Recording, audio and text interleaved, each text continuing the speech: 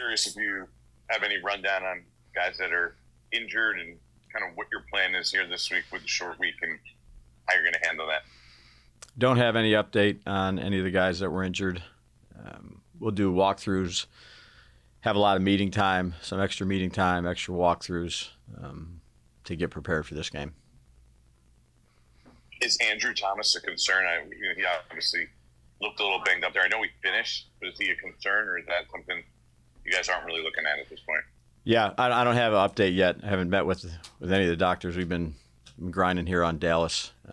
I'll meet with these doctors and trainers at 11:30 or 12, whatever time it is. Tom Canavan. Hey, Daves, how you doing? Tom? Have you prepared in advance for this? And this is a week or 3 days of just getting your bodies ready? Have we prepared? Are you talking about physically or mentally? Game plan, mentally and game plan wise. Yeah, you have younger coaches that go through things, leading up to this game. It's a short week. As play callers, you pretty hone in on who you're playing that week. So there's a lot of catching up to do. We met, after we got off the plane yesterday and, did some things last night. We were here early. A lot of catching up to do. New defensive coordinator, same offensive coordinator and Coach McCarthy, but new defensive coordinator, Coach Zimmer. We've had some of the guys stayed here last night. Other guys got in pretty early, so we're catching up. We'll be caught up, but there's these short weeks. There's not much time that you need a lot of it. You need all the time you can. Brian Daboll.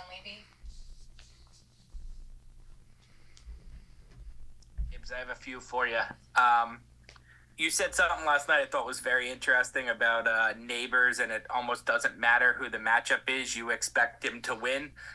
How rare is that? That seems like the upper echelon of NFL playmakers. How rare is that you can have a player where you almost don't even care if he's going against an All-Pro or a Pro Bowler, you expect him to win? And how impressive is it Malik's got there that quickly?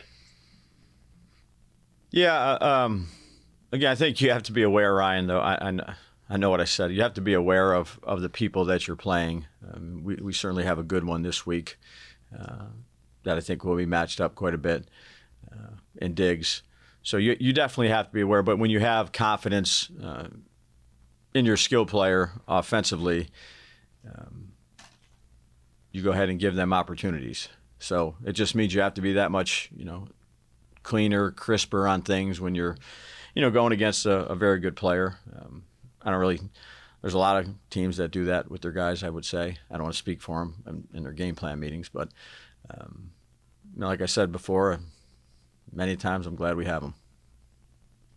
Secondly, I know it's a new year, clean slate. Can it help guys? Do you want guys to remember the pain of 40-0 prime time? I know that was week 1. This is week 4, but it feels very similar circumstances. Do you want guys to carry that feeling that they had that night? I think Dex even mentioned it yesterday. Do you want guys to carry the 40-0 feeling and use it as a chip on their shoulders this week? I think each individual person is motivated by different things. My main focus is getting ready to play this team, 2024, the team that's just played these first 3 games, and different players, different schemes, making sure that we're prepared, doing a good job in our walkthroughs, in our meetings, in our communication. But our focus is on task at hand. So you don't take anything from that night?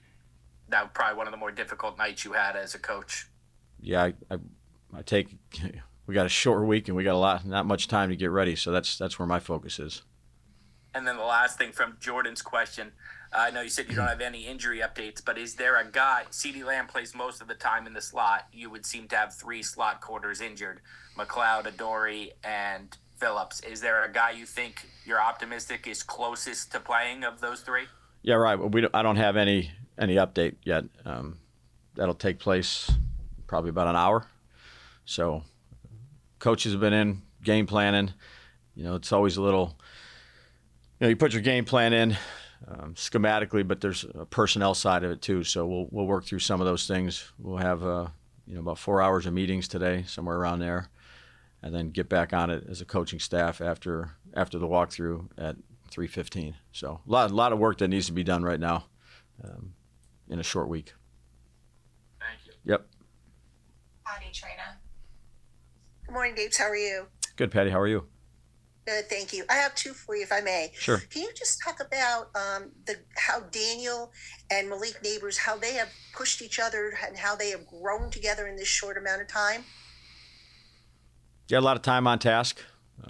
Again, I said this yesterday. There's a trust element to a quarterback and a receiver, and I think Daniel has that with really all of our skill guys. The amount of work that he puts into it, the extra individual periods, the routes on air, the times where the defense is going and they go over during practice and throw extra things. The communication in the film room, they meet together quite often. It's not just him. I mean, he's got one with Wandell. Say he's played with Slay the longest. So, again, that's an important part of the passing game is the trust that you're going to be where you're supposed to be. Your body language is going to be good. You can do a good job of coming back to the ball or going up and getting it and making a play. And, still work in progress. It's early, but they've worked hard at it. And then my second question for you is about the offensive line, specifically John Michael Schmitz and the growth that you've seen in him from year one to year two. Yeah, I think it's helpful to have the guys around him that he's had too. The Runyons and GVRs and Illuminors, obviously AT, but those are veteran linemen that have played football that know what it takes. Certainly have a challenge this week against their defensive ends and their front. But I think having veterans in that room, particularly that offensive line room, is important for young players. And I think Carmen James have come in and done a nice job. He's improved. We need to continue to improve him. Thank you. You're welcome. Mark Canavero. Hey, Daves, this can probably go for your entire team, but specifically about Daniel. You guys heard a lot of outside noise about what you can't do and whatnot, and I'm just curious what about Daniel's makeup allows him to shed this stuff, and move on to the next thing kind of thing. Obviously, the first game was tough for him, and he's come back quite well the last two games. Yeah, Mark, he's focused on what he needs to do to, be better from week 1 to week 2, from week 2 to week 3. That's where we focus. We watch the tape.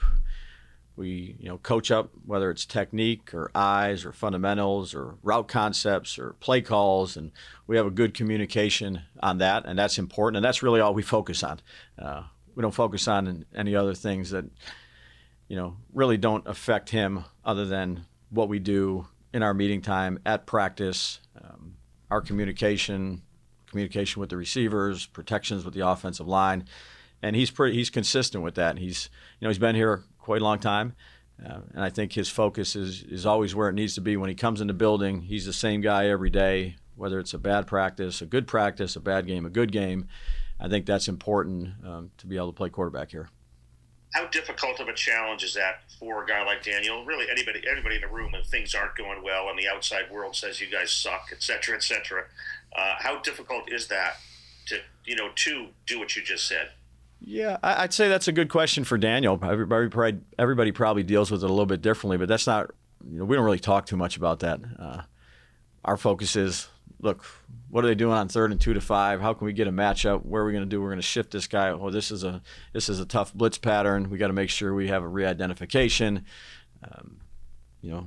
Cadence issue. Like there's so many things to talk about in such a short time each week when you're preparing. That the thing I appreciate about Daniel is he comes in ready to work every day, and his focus is on what's important, which is, learning from our mistakes, doing a good job communicating on what we can do better, and him and our relationship of play caller and quarterback is important, and then working at it in practice. So that's what I see every day. Thanks. You're welcome. We'll take 2 more. Kim Jones.